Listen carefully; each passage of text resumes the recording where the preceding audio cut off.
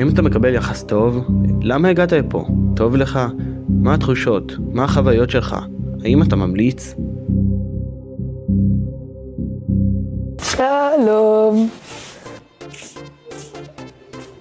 היי, מה קורה? שלום. שלום. שלום. שלום.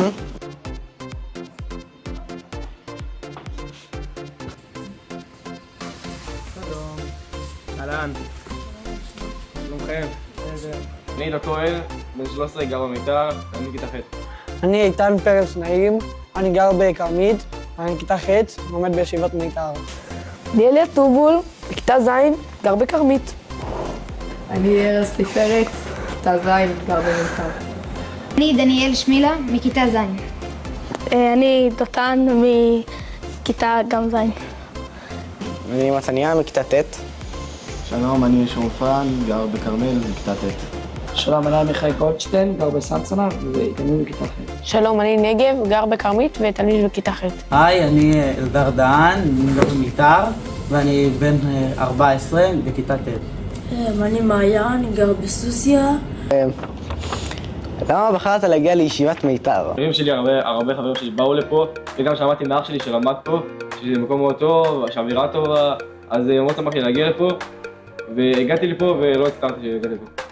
הרבה מאוד חברים, כאילו, מהכיתה הקודמת שלי, המליצו לי על הישיבה. הם שלי הלכו לשם, אז אני מכיר את רוב האנשים, אבל גם אם ילד חדש מגיע, אנחנו מקבלים אותו וכאילו... בעיקרון כי שמעתי שהישיבה הזאת היא ממש טובה, ושחברים שלי באו לפה, כי הם יודעים שהישיבה טובה והם היו פה לפני. זה מאוד יפה, המליצו עליו חברים שלי מכיתות יותר גבוהות. היום הישיבה מקדמת אותך ברמה הלימודית.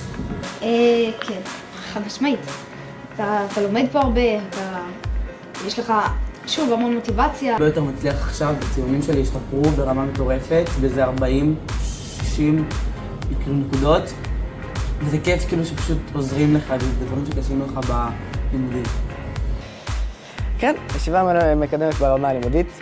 יש כל מיני, כאילו גם כמו ששורן אמר מקודם, יש גם קודש וגם חול. שווים נגיד גמרא ותנ"ך, עם אנגלית ומתמטיקה ושפה וכל זה. להבין את החומר ממש מצוין, וממש כיף ללמוד פה.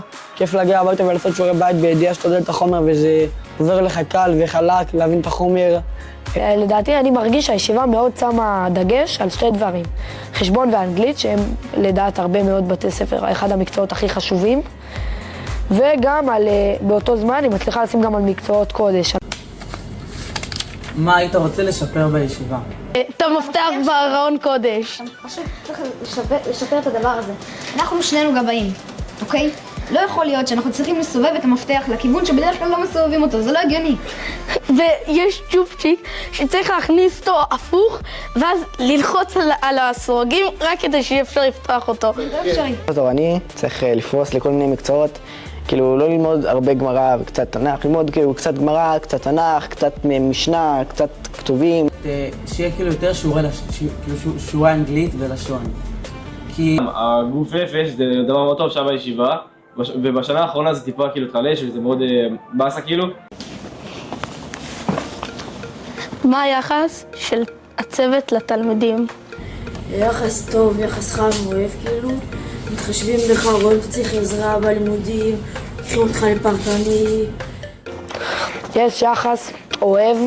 אז לפי דעתי היחס מאוד טוב, יש אווירה משפחתית. הרב יונתן עשה לנו שיחות אישיות לוודאות שאנחנו יודעים את הגמרא שהוא לימד אותנו כמו שצריך.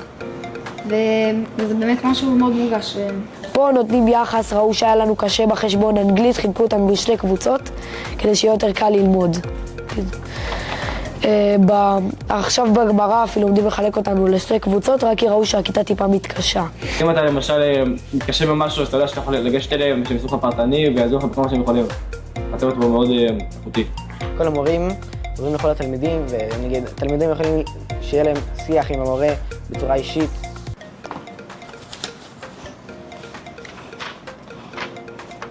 איזה ערך מרכזי אתה מקבל מהישיבה?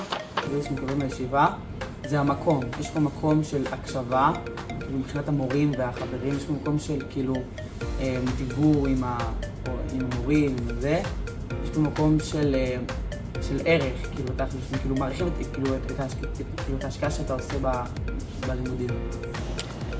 הישיבה עוזרת לי לפתח חברויות ולהתחבר לאנשים חדשים שהם לאו דווקא בשכבת הגיל שלי. גם אנשים גדולים ממני, גם אנשים קטנים ממני, אני לומד לקבל אותם ולהתחבר אליהם. אני בעיקר מקבל מהישיבה